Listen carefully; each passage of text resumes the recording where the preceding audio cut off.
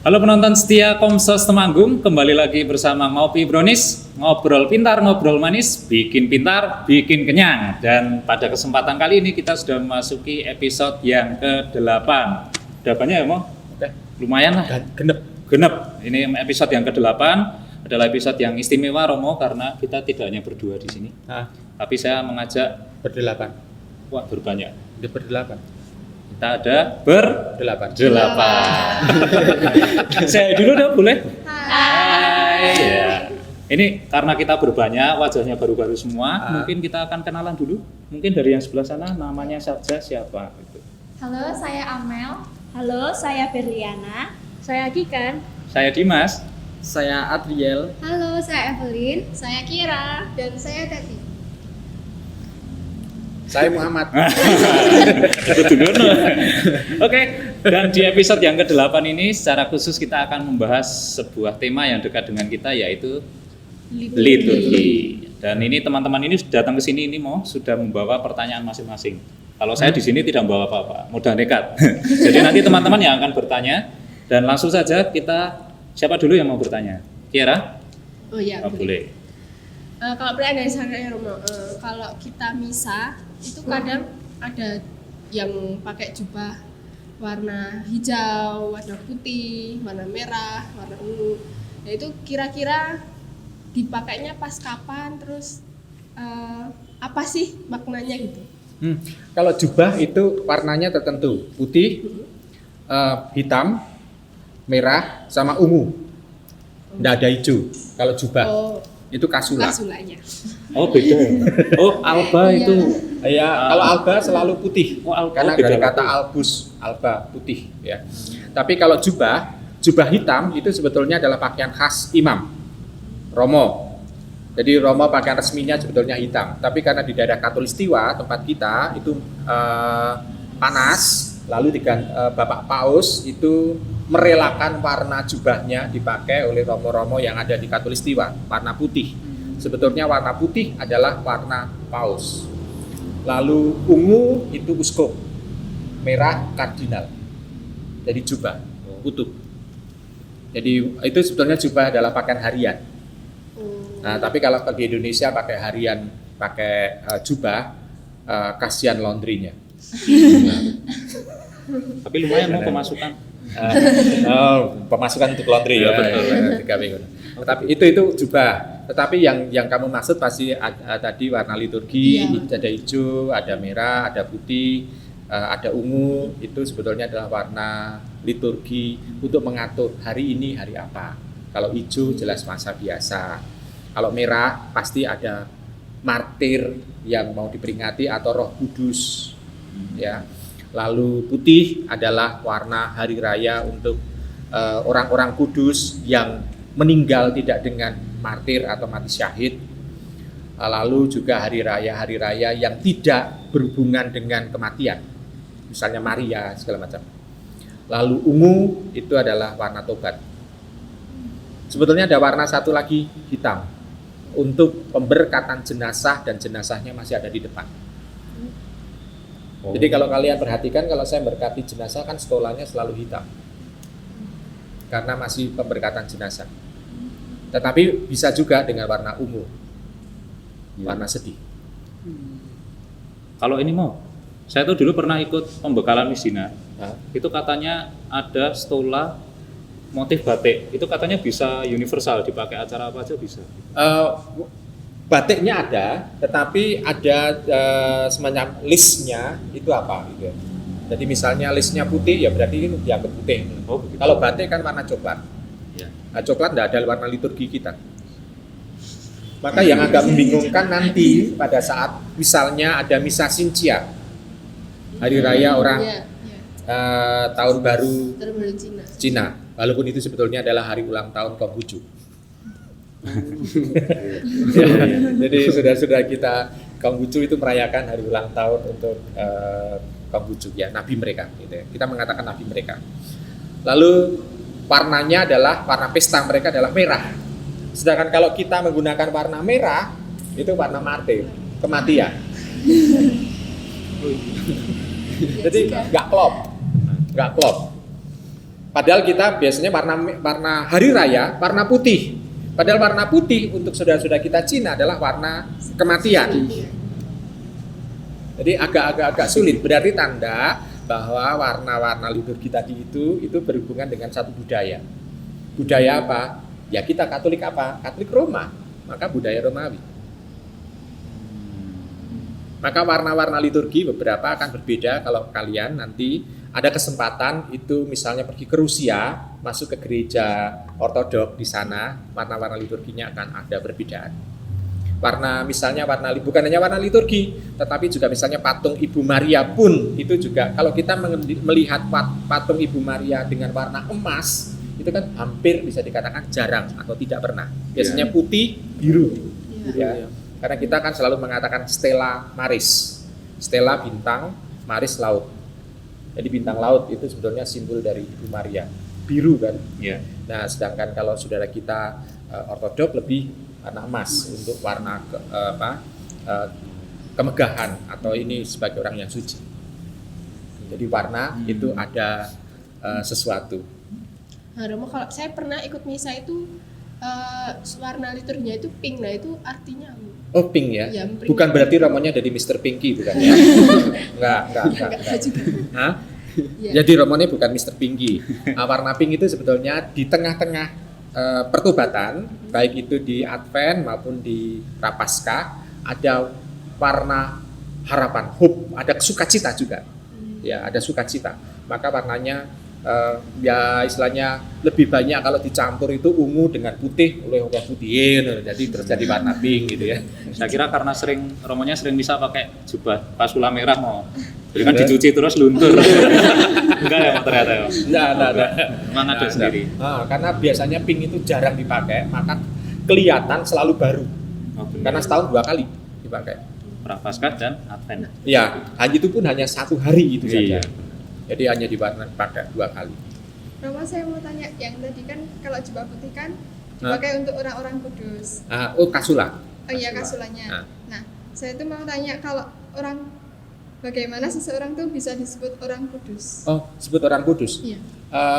Pertama kita selalu mengatakan ada beato, beata, santo, santa. Sebelum beato, beata itu ada venerabilis, itu artinya dia yang tidak bercela. Tetapi untuk menjadi beato itu harus ada kesaksian iman bahwa orang yang akan disebut beato itu harus memberikan semacam doanya untuk kita dan doa itu dikabulkan. Jadi ada mukjizat atas doa orang itu. Itu jadi beato atau beata. Lalu nanti kalau dia akan jadi santa atau santo itu juga harus ada mukjizat lagi gitu. Dan mukjizat itu harus betul dibuktikan. Jadi tidak hanya disiarkan, tetapi harus dibuktikan. Misalnya tentang penyakit, dokter semua sudah angkat tangan. Ini sudah stadium terminal. Yeah. Nah, ternyata dengan doa itu mengalami kesembuhan bukan dalam waktu yang lama, tetapi dalam waktu yang agak singkat. Dan orang percaya bahwa ini karena doa itu melalui orang yang saya sebut itu. Maka di situ dia bisa mendeklarasikan bahwa orang ini adalah orang suci. Begitu Romo tentang santo, santa dan juga beato, beata.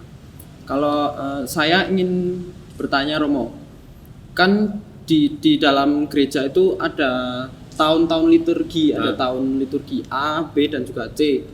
Nah itu sebenarnya tahun liturgi itu apa Romo? Kenapa kok dibagi menjadi 3 itu? Baik, tahun liturgi itu sebetulnya ada pembagian misa untuk misa minggu sama misa harian. Kalau misa harian tahun pertama dan tahun kedua. Sekarang tahun kedua. Kenapa tahun kedua? Karena sekarang tahun genep. Maka gampang toh? Karena 2. Sedangkan kalau pembagian hari Minggu, bacaan hari Minggu tahun A, B, C. Sekarang adalah tahun A. Sebetulnya itu untuk membagi bacaan Injil mana yang menjadi tekanan. Misalnya tahun A sekarang ini Injil Matius, tahun B nanti Injil Markus, tahun C itu Injil Lukas. Lalu Injil Yohanes kapan? Injil Yohanes adalah bacaan wajib untuk setiap Paskah. Jadi Paskah di tahun A, B, C itu selalu Yohanes. Padahal Paskah itu berapa hari? Karena dibaca untuk harian dan sekaligus juga untuk mingguan. Kan hari raya Paskah, bisa masa Paskah berapa hari? Penutup Paskah adalah Pentakosta. 50 hari. Pinter loh aku bisa. Terus pinter ini ya. Episode ke-8. Muda imannya aku. Jadi itu pembagiannya sebetulnya untuk supaya kita, kalau kamu 3 tahun berturut-turut tanpa bolos misa hari Minggu, berarti kamu sudah mendengarkan bacaan kitab suci itu paling kurang 65% atau sampai 70% mendengar kitab suci, tapi dengan syarat tidak bolos misa mingguan. Tapi kalau tidak bolos misa harian, kamu berarti sudah pernah mendengarkan isi kitab suci misa harian ya, itu sampai sekitar 75%. Selama berapa hari? 2 tahun. 2 tahun. 2 tahun kalau misa harian, sedangkan kalau misa mingguan 3 tahun. Tapi baru 65% yang misa mingguan. Lalu yang bacaan yang lain itu ditemukan di mana? Yaitu di ibadat harian, sholat 5 waktu gereja Katolik. Nah itu bedanya apa sih, mau liturgi sama ibadat itu bedanya? Ibadat itu bagian dari liturgi juga. Oh. Karena kebersamaan. Ibadat itu berbeda dengan doa. Kalau doa kan lebih sifatnya pribadi. Sedangkan kalau ibadat lebih ibadat resmi gerejawi. Jadi itu ada ibadat harian. Umat tidak diwajibkan, tetapi untuk para romo, para suster, biarawan, biarawati itu wajib harian. Jadi 5 waktu. Kalau Rawa Seneng dan Bedono itu 7 waktu. Ini 7 ibadat 7 harian. Ibadat harian ada 7, ditambah lagi dengan nanti ada meditasi segala macam, ada misa, berarti wis ping pira? Kata. Iya. Tebel. Maka untuk kalian mungkin kalau perlu nanti dolan ke sana, nanti akan merasakan roaming. Roamingnya karena nanti jam 8 harus sudah mulai masuk kamar dan tidur. Nanti tapi jam 2 pagi sudah mulai bangun untuk persiapan misa, bukan misa tapi ibadat pagi. Jadi kan roaming atau istilahnya jet lag ya. Mabuk. Oke, mungkin Oh ya. Kalau lanjutannya mau, kalau kan setiap paroki itu kan suka beda-beda pakainya. Ada yang pakai madah bakti, ada yang pakai puji syukur. Jadi itu apa yang sebenarnya membedakan antara madah bakti sama puji syukur itu? Yang membedakan adalah percetakannya. Benar. Cuma itu. Benar. Tetapi lagu-lagunya sebetulnya yang jelas adalah 2 buku itu yang sejauh ini diakui resmi yang memuat lagu-lagu liturgi. Dibedakan antara lagu-lagu rohani dengan lagu-lagu liturgi. Kalau lagu-lagu liturgi untuk keperluan liturgi, sedangkan kalau lagu rohani kamu mau menjelang tidur atau mau meditasi segala macam itu bisa menyetel itu atau melakukan itu. Atau juga kalau lagu-lagu rohani seringkali dipakai oleh saudara-saudara kita, orang-orang Katolik juga, tapi dalam ibadat yang ada di karismatik. Karena apa? Karena lebih aspek spontan yang muncul di situ, dan lagu-lagu itu ternyata lagu-lagu yang baru itu juga sesuai dengan mood orang untuk menyanyikan itu. Nah, sedangkan beberapa lagu rohani tidak cocok untuk lagu-lagu liturgi itu. Sehingga misalnya ambil contoh ya, lagu liturgi, lagu persembahan, temanya tentang penyembahan misalnya, dipakai untuk lagu pembukaan, ya pas. Karena lagu pembukaan lebih ada tujuan, yaitu bagaimana kita bersama-sama mencoba untuk menyambut kehadiran Tuhan gitu. Bersama-sama dengan jemaat. Nah nanti yang sulit nanti pada saat new normal nanti, karena lagu-lagunya tidak semua bisa dinyanyikan, karena kur tidak bisa. Kenapa kur tidak bisa? Karena kur itu kan biasanya orangnya kan dempet-dempet. Dempet-dempet yang jaraknya dikasih 1 meter coba. Iso suarane iso kempleng. Enggak, maka susah di situ. Maka ada nanti ada petugas yang semacam dirigen.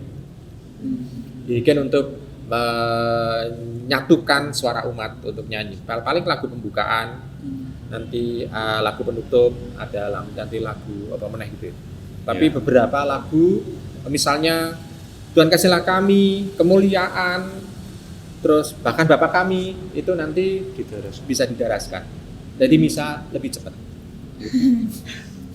Bener. Nanti jangan-jangan komuni diwakilkan. Tambah cepat. Atau dimamahke wong. Yang lainnya nyeritani. Rasanya kan gitu ya. Diceritani Udah dong. lagi. Jadi ada percetakan yang beda memang. Yang satu itu yang diakui oleh KWI itu sebetulnya adalah puji syukur. Ya, sedangkan yang Mada Bakti itu warisan sebelum ada puji syukur dan masih dilestarikan oleh gereja sampai sekarang. Jadi seperti kita itu masih menggunakan Mada Bakti, tetapi di gereja nanti Dimas nanti misalnya pada saat dia bekerja di Bogor, dia akan meninggalkan Mada Baktinya, ya diwariskin anggar pacarmu wae apa-apa ya. Harus di Kidung Agung. Atau Kidung Ngadi bisa. Gitu. Kidung Ngadi kan bisa bahasa Jawa atau yang di dalam tradisi misa-misa yang bahasa setempat, bahasa asli setempat bukan bahasa Indonesia, ada buku-buku yang diterbitkan juga oleh keuskupan masing-masing. Tapi itu sah? Sah. Karena apa? Karena ada yang namanya itu nihil obstat. Bacanya tulisannya nihil obstat, tapi mocone nihil obstat. Artinya tidak ada kesalahan teologis. Yang menentukan adalah ahli teologi yang ditunjuk oleh uskup. Lalu di bawahnya biasanya ada imprimatur. Imprimatur artinya seizin gereja. Minimal itu fikjen. Jadi kan seperti itu orang yang menggunakan mantep. Oh, ini buku ini tidak ada ajaran yang sesat. Bahkan lagu-lagunya tidak sesat juga. Romo kalau setelah homili kan biasanya kita syahadat. Nah itu ada Romo yang ngajak syahadat pendek sama panjang, itu bedanya apa? Terus maknanya itu apa? Baik, syahadat yang panjang adalah syahadat yang resmi yang ditentukan oleh Konsili Nicea Konstantinopel. Jadi panjang, ya. Sebetulnya rumusan yang agak lama. Karena apa? Karena sekitar tahun 400-an. Ya, kita mengalami proses untuk merumuskan rumusan iman syahadat kita. Nu mu'min nu billahin wahid. Apa itu, Mo? Itu bahasa Arab. Aku mukmin pada Allah yang wahid gitu. Aku percaya kepada Allah yang esa gitu ya. Pada Bapa itu. Jadi sebetulnya itu kan satu rumusan di mana itu adalah sebetulnya buah dari permenungan gereja pada waktu itu untuk membatasi sing Katolik ki piye to, Kristen iki batasane apa to? Siapa Allah Bapa, siapa Allah Putra, siapa Allah Roh Kudus, segala macam itu. Lalu gereja itu tujuannya kemana, itu segala macam kan ada di situ. Panjang. Sedangkan yang satu itu syahadat para rasul. Nah, ini ceritanya adalah ada banyak mitos sebetulnya dengan syahadat para rasul. Seolah-olah ada orang yang menganggap ini rumusan yang paling tua. Rumusan yang paling tua. Kenapa? Karena disebut para rasul, berasal dari para rasul sendiri. Jadi memang agak pendek rumusannya. Ya, jadi tapi itu adalah biasanya untuk keperluan liturgi. Dipakai dua-duanya itu, dipasang dua-duanya supaya untuk variasi. Supaya umat tidak hanya kenal satu rumusan saja, tetapi ada dua rumusan itu yang resmi dari gereja, tapi yang satu sebetulnya yang rumusan yang pendek tadi itu untuk keperluan liturgi. Tapi kalau itu ditanya syahadat kita menjawab yang panjang itu. Ya, maka kalau ada orang yang diterima dalam gereja Katolik dari gereja Kristen menjadi Katolik, tidak dibaptis, tetapi membaca syahadat yang panjang itu adalah syahadat yang resmi dari gereja. Tapi resminya adalah yang panjang itu. Tapi kenapa pada saat tertentu juga Romo menghendaki kita buat memakai yang panjang? Ya, kadangkala kita supaya kita mengingatkan kembali tentang rumusan itu. Kalau kamu perhatikan ya, panjang dan pendek malah tidak dirumuskan bareng, tidak diucapkan bareng itu pada saat malam Paskah. Karena romonya yang bertanya, apakah kamu percaya pada Allah? Ya, kami percaya, ya, segala macam. Ya, jadi ada aspek pertanyaan supaya umat kembali digugah akan iman syahadat kita apa. Jadi memang sengaja seperti itu. Kayak bervariasi gitu. Nah, ada banyak variasi memang untuk rumusan iman itu. Nah, rumusan iman paling tua itu paling tidak yang kita kenali itu ada dalam kitab suci memang ya, yaitu dan kita mulai dengan demi nama Bapa, Putra, dan Roh Kudus. Itu kan sebetulnya syahadat yang paling singkat. Tanda salib itu ya? Ya, tanda salib itu adalah syahadat yang paling singkat sebelum dan mengakhiri doa kita menggunakan syahadat itu. Nah, sedangkan kalau rumusan yang teologis yang ini itu juga cucu murid dari Santo Yohanes juga ada yang menjadi uskup di Lyon, Irenaeus. Saya mengatakan cucu murid karena Santo Yohanes mempunyai murid, lalu murid ini mempunyai murid lagi, ini Santo Irenaeus menjadi uskup di Lyon, itu dia yang merumuskan. Jadi kita bisa melihat kalau seperti itu kan berarti kita gereja di Perancis itu sejak abad-abad awal gereja, tidak hanya di Roma tapi juga di Perancis sampai itu sudah awal. Jadi sebetulnya sangat menarik kalau kamu mau untuk mengamati itu, ternyata rumusan itu bukan hanya berasal dari satu orang saja, tetapi dari banyak orang. Itu yang perlu kita syukuri, bahwa betul-betul gereja adalah kumpulan jemaat beriman. Jadi bukan gedung gereja. Betul. Gedung gereja bisa ditutup, neng jemaat umat beriman tidak bisa. Romo, kalau saya mau bertanya, kan setiap kali misa itu ada wiru. Hah? Nah, itu penggunaannya itu apakah di hari-hari tertentu atau bagaimana? Pernah saya omongkan itu pada waktu itu untuk doa.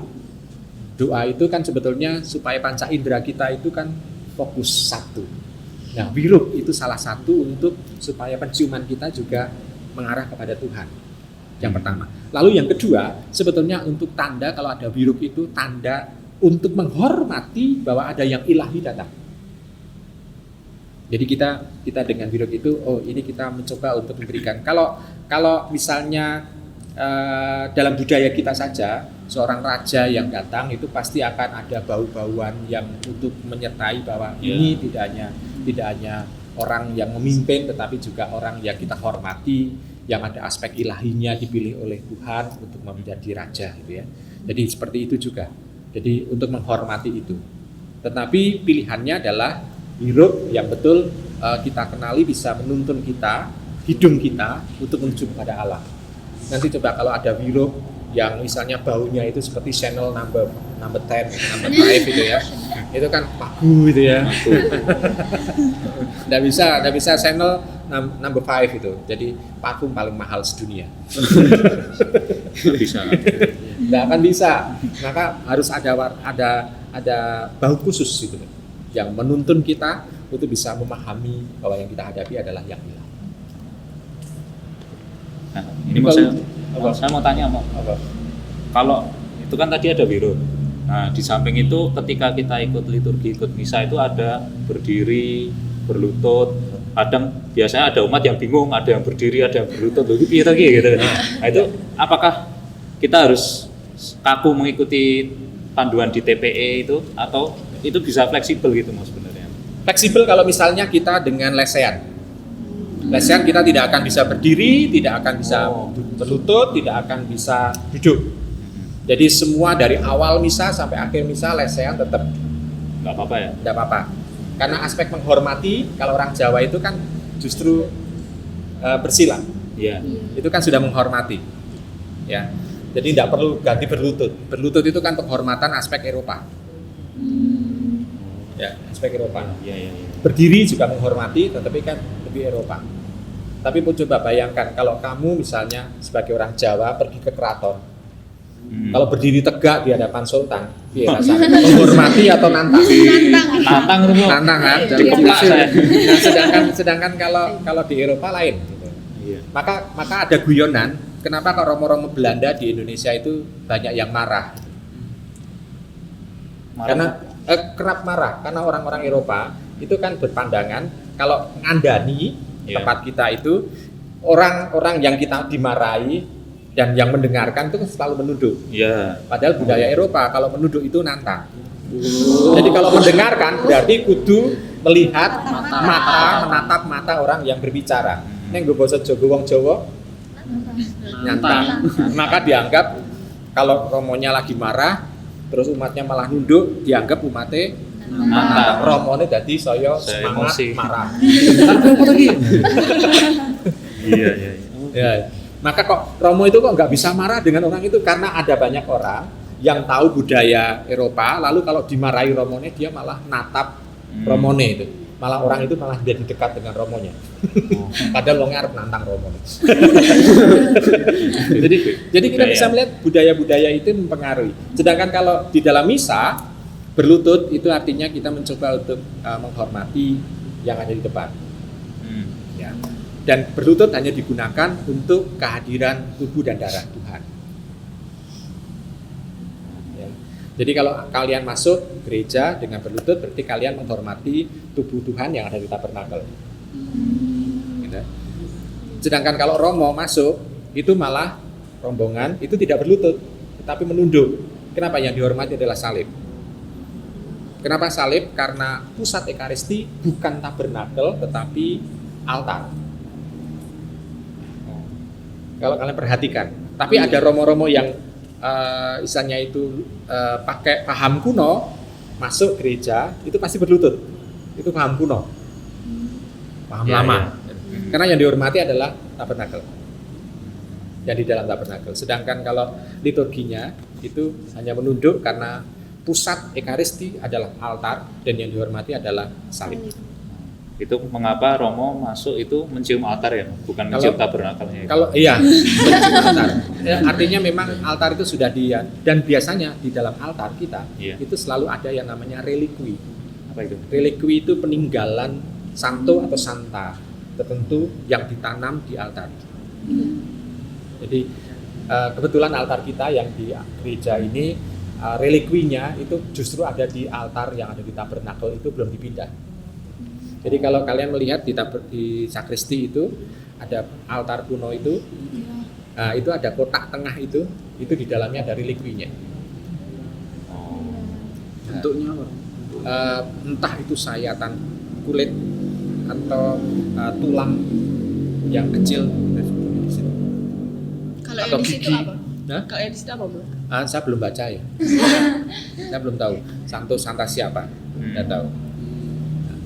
Itu di semua gereja-gereja yang kuno atau gereja-gereja yang tua berarti termasuk gereja Temanggung termasuk gereja yang tua sebabnya ada relikwinya. Sedangkan gereja baru misalnya kapel-kapel kita tidak ada relikwinya. Tetapi sudah diberkati, memang dikhususkan untuk Ekaristi, bukan untuk tempat duduk, bukan untuk ngopi gitu. Iya. Bisa nongkrong di altar. Lah ya itu. Nah, kan kadang-kadang ada orang yang mengatakan Romo yang ada di atas altar siapa Romo? Orang ono itu. Adanya kan tubuh dan darah di atas altar kok. Romonya kan di balik altar. Romo ya di atas. Di belakang altar. Iya, di atas altar kan tubuh dan darah. Yang dikurbankan, yang dipersembahkan. Nah, yang dipersembahkan itu khusus untuk itu. Dan juga pengaturannya kan kalau di paroki kita itu sudah semakin tertata bahwa di altar itu hanya ada salib. Karena apa? Karena lilin itu ada di samping altar. Oh, iya. Bukan di altarnya ya. Bukan di altarnya. Bunga pun juga begitu. Bunga. Maka kalau penataan di misa lingkungan misalnya bunga digawe altar, lilin digawe altar, patung Yesus Maria kayak altar, terus aku biasanya terus ngomong terus aku misalnya nendi. Karena wis kebak kuwi gitu loh. Iya. Nah, jadi sebetulnya intinya adalah salib aja. Ya. Karena lilin bisa di luar altar. Oke. Taplak selalu putih. Tidak bisa mengikuti warna liturgi. Oh iya. Kalau tentang salibnya itu yang di atas altar itu harus menghadap ke Romo atau ke umat posisinya? Tergantung. Nah, maksudnya kalau ada salib yang tergantung menghadap umat, kalau ada salib yang tergantung menghadap umat, salib yang ada di altar menghadap Romonya. Oh, saya tahu makanya itu mau. Saya dulu pernah ikut, katanya kalau salib menghadap ke Romo itu artinya Romo itu ketika homili, ketika apa tuh berbicara dengan Yesus gitu. Tidak supaya membahasakan kepada umat ya. Nah, iya. Tetapi toh kalau khotbah orang nanggon altar altar, ya. ya. Jadi di mimbar. Berarti Nah, aku melu acara sebetulnya apa? kalau altar misalnya di gereja itu kan ada salib besar menghadap umat. Maka salib yang ada di altar menghadap romonya, dan biasanya salib kecil. Kalaupun tidak ada salib berdiri, salib itu bisa ditidurkan. Menghadap ke Romo tapi. Tapi menghadap ke atas. Iya. Benar. Ini menghadap ke atas. Jadi tidak mengkurap gitu ya. Kasihan. Gitu.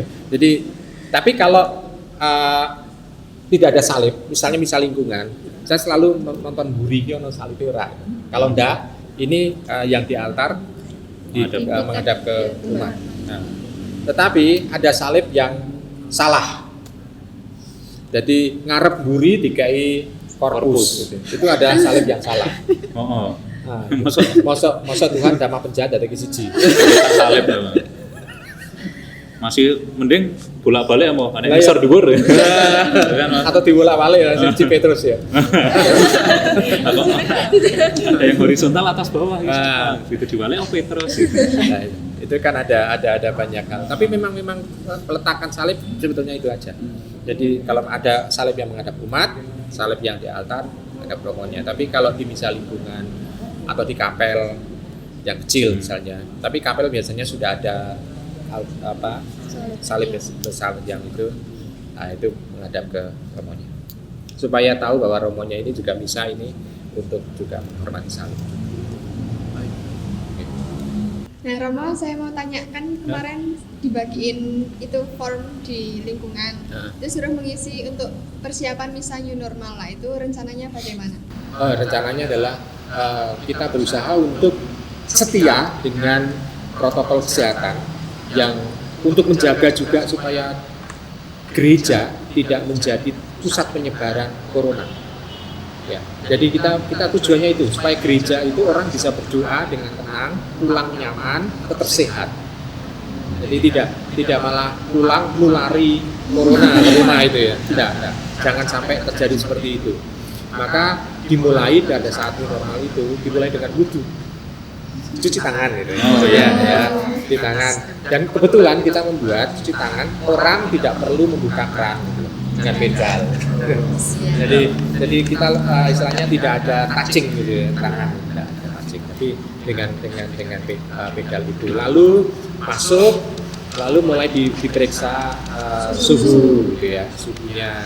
Lalu kolektor tidak menggunakan kantong, tapi ada kotak di depan. Orang yang mau kolektor juga silakan, ora yo ora apa-apa gitu ya. Yang penting sembayange gitu ya. Tapi masuk, lalu nanti petugas itu akan mengarahkan kalian. Jadi kalian tidak bisa milih tempat duduk, karena satu deretan tempat duduk itu hanya boleh diisi 3 atau 2 umat. Maka kita bisa membayangkan umat yang duduk di gereja itu hanya sedikit sekali. Maka kenapa dibagi forum itu, supaya tidak terjadi uyel-uyelan gitu. Supaya ada pembagian ini wilayah di lingkungan ini, sehingga semua umat mendapat bagian untuk ekaristi bersama dan tidak ada kerumunan, karena kerumunan berarti tanda bahwa akan ada penyebaran corona. Lalu yang dipakai umat dari rumah adalah masker. Selalu masker ini selalu dipakai terus-menerus. Bahkan pada saat menyambut komuni dengan mengatakan amin masih ada masker apa bu? Nanti pada saat ngeplok lagi masker dibuka. Melalui Iya, bisa ya. Bisa jadi karena kamu kemarin makan bakmi pakai masker ya. kok rawat pakai juga masker ya. Sama minum kopi malah masker gitu. Lalu berapa? Tidak boleh berlutut. Dalam new normal itu tidak boleh berlutut. Kenapa? Kalau berlutut itu berarti kan dia mendekatkan diri dengan orang yang duduk di depannya. Jadi selama misal new normal tidak ada berlutut. Jadi hanya bisa berdiri dan duduk saja. Yang sudah dibatasi itu dengan sekat-sekat itu sehingga orang tidak bisa berhimpit-himpitan, ya tidak bisa berhimpit-himpitan. Lalu penerimaan komuni juga agak ada jeda 1 meter. Romonya nanti akan menggunakan sanitizer lalu menggunakan facial. Kenapa? Karena kalau pakai misalnya kayak kaca itu tempat kita kan terlalu sempit. Iya. Sehingga pakai ini aja. Prodiakon apakah masih ada? Pakai itu juga. Prodiakon menggunakan itu dan tidak ada misdinar. Tidak ada misdinar. Ya karena kalau misdinar kan nanti agak kemeruyuk juga. Misdinar itu biasanya kan tidak bisa. Ya kita kasihan dengan anak-anak sebetulnya karena sebetulnya pelayanan anak-anak itu kan tampak dari misdinar. Jadi tidak bisa. Bahkan anak-anak di bawah 10 tahun tidak boleh ikut Ekaristi. Terus yang sepuh simbahmu ora. Karena 65 tahun ke atas, jangankan apa? Karena rentan. Iya. Malah justru nanti goro-goro misa mulai malah berpenyakit. Kita percaya Tuhan itu memberikan kesembuhan. Tuhan itu memberikan kebaikan. Tetapi Tuhan juga mengingatkan supaya kita tidak nekat. Iya. Iya benar. Berarti yang usia di bawah 10 dan di atas 65 tetap Tetap di rumah. Maka kamu kan ditugasi untuk ngisi PIA itu online supaya PIA yang tidak bisa dikumpulkan di gereja itu tetap mendapatkan asupan iman gitu. Jadi kita tetap online untuk PIA. Maka kalian yang masih muda-muda untuk menemani adik-adikmu karena yang tahu bahasa anak-anak itu kan mereka. Saya kan nggak tahu, nggak tahu dia anak. Iya, nggak tahu. Jadi mereka nggak bisa ngajar dia. Kalau di Temanggung ini kan masih zona merah, Nah. tetap aman aku mau nunggu sampai berpulang dulu. Kita tergantung dari keputusan pemerintah resmi dan juga uskupan. Jadi dua instansi itu yang kita tunggu. Baru kita bisa bertindak memutuskan kapan kita mulai. Karena kita tidak bisa memulai tanpa ada keputusan dari pemerintah. Pemerintah resmi itu kan bisa pemerintah pusat, bisa pemerintah dari satu, bisa pemerintah kabupaten, lalu juga Bapak Uskup. Apakah Bapak Uskupnya atau Romo Vicar kita nggak tahu. Kita nunggu saja. Setidaknya kita sudah mempersiapkan. Kita menyiapkan semua ukur rampe, lalu juga petugas-petugas. Karena petugasnya kan lebih banyak. Iya. Karena kalau dulu kan penerima tamu saja, penerima umat itu hampir tidak ada kan. Umat mlebu dewe-dewe kan. Iya. Kalau sekarang itu kan harus ada karena ada yang pakai shotgun itu kan. Shotgun itu. Iya. Bukan shotgun kan berarti ini kan. Termogan gitu ya. Jadi pakai termogan itu kan berarti harus ada paling tidak 3. Lalu nanti urutan untuk keluarnya pun itu lewat pintu samping, nanti masuknya lewat pintu depan.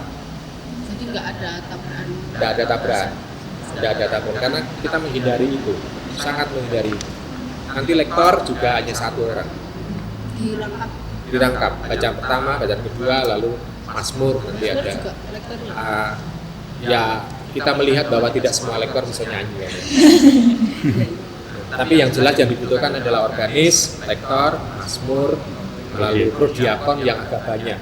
Jadi kita melihat prodiakon yang di atas 65 pasti pensiun. Ya karena rentan, kasihan. Kasihan.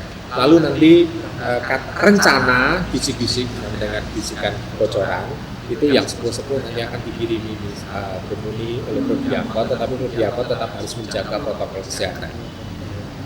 Karena jangan sampai prodiakon ini justru membawa penyakit untuk mereka yang sudah sepuh. Dan doanya pun adalah dipilih doa yang singkat, tidak boleh panjang. Jadi maka misa itu akan lebih pendek dibanding dengan misa biasanya itu ya. Berarti ketika ada misa di new normal ini, yang misa online ini benar-benar nggak ada? Saya tidak tahu kebijakan ini, karena yang sepuh-sepuh kan tidak, mungkin masih dimungkinkan. Lalu yang kedua, itu misa lingkungan tidak ada. Dan misa di kapel-kapel, kecuali Romo Seneng, itu tidak ada. Jadi di misa lingkungan dan misa di kapel-kapel kecil, tidak ada. Kalau sakramen Romo kayak perkawinan, Jalan, tobat, tetap gitu, jalan. bisa. Jalan, ya. Epidemi beberapa manten yang tidak bisa menunda tetap dilayani, tetapi hanya minimal maksimal yang datang 10 termasuk romone dan manten. 7 berarti itu. Anda romo, manten, saksi, Nah, terus orang tua 4, tukang foto. tak kira mantan. Mempelai. Tukang foto ya, nanti kan ini. Jadi itu ya, jadi Oke. itu pas zaman epidemi ini. Kalau yang sakramen komunis sama sakramen ekaristi sama tobat baptis Baptis jalan, tetap jalan, nanti tetap jalan semua, tapi tetap kita menggunakan protokol kesehatan. Nanti upacaranya dibuat sedemikian rupa sehingga singkat, padat. Jadi kalau saya juga harus ngerem untuk khotbah tidak panjang-panjang. Nanti tak ingatkan mau. Sweet. Nah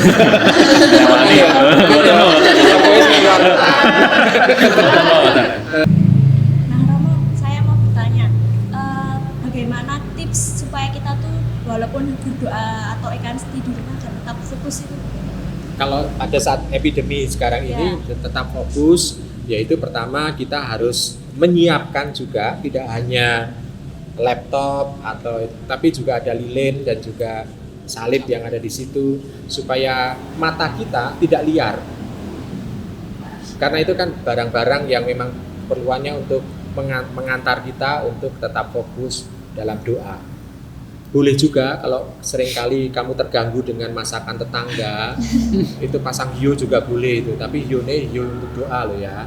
Doa kita loh ya, bukan artinya bau apa kayak dupa gereja itu ya. Jangan malah hiu yang bau membuat kita malah mengenang yang lain-lain itu ya, jangan. Jadi fokusnya adalah supaya panca indera kita itu tetap fokus kepada Tuhan. Lalu kita juga mencoba untuk mencari tempat yang agak hening. Jadi telinga juga tetap fokus di sana. Kenapa? Karena ini kita bisa mendengarkan kalau ada sesuatu yang silent. Silent itu membuat orang listen. Engko tonton kowe. Apa engko takon karo ibune Amel ya, guru bahasa Inggris. Jadi listen dan silent itu pakai huruf yang sama, hanya beda itu. Ya, maka kalau kita hanya bisa silent, maka kita akan nanti mendapat keuntungan listen. Jadi fokus semua, termasuk nanti tangan juga. Jangan lalu berdoa Bapa kami yang ada di surga. Kalau ukur gitu nggak akan bisa fokus gitu. Nggak bisa fokus. Dan ini juga lidah itu tetap. Nah, nanti new normal itu akan membuat orang fokus. Kenapa? Karena jarak antar orang itu ada, sehingga orang nggak bisa ngomong-ngomong. ya Itu malah fokus bisa fokus, dan saking fokusnya mungkin orang akan meletakkan beban di gereja. Karena kalau beban banyak itu kan orang tertidur. Saking abotnya beban itu membuat orang gimana? Untuk tidur. Berarti tidur di gereja itu nggak salah? Nggak salah, berarti bebannya berat. Oh iya. Maka jangan dibangunkan orang yang tertidur di gereja. Kita doakan saja ya. Enggak, kalau dia nyanyi fales. Yang lainnya itu haleluya, dia malah itu baru dia dibangunkan. Oh iya. Dia fales gitu. Jadi, tetapi yang jelas adalah kalau orang tidur biarkan aja beban hidupnya. Tetapi konsekuensinya dia nanti pulang tetap membawa beban. Karena dia lupa meletakkan di depan Tuhan. Jadi hanya orang yang berjaga yang bisa meletakkan bebannya sehingga dia pulang dari gereja dalam keadaan sukacita. Iya. Nah, kalau kamu tertidur di gereja berarti bebanmu berat. Tidak akan dibangunkan. Tapi Konsekuensinya pulang tetap membawa beban. Terima kasih Romo. Kayaknya sudah cukup ya teman-teman ya. Iya. Ngopi Brownies kita episode yang ke-8 ini. Terima kasih teman-teman. Terima kasih sekali Romo juga atas jawabannya. Diserbu kayak banget ya. Besok akan lebih banyak lagi Mo. Paroki meh teko kabeh. Pengganti Oke. khotbah gereja. Iya, ya, benar. Baik, Bapak Ibu, teman-teman semua, terima kasih yang sudah menyaksikan Ngopi Brownies episode yang ke-8 ini. Jangan lupa like, share, dan juga subscribe channel YouTube Komsos Temanggung ini. Dan jangan lupa untuk berikan saran, masukan di kolom komentar kami yang ada di YouTube ataupun di Instagram. Terima kasih semuanya. Sampai jumpa. Sehat selalu.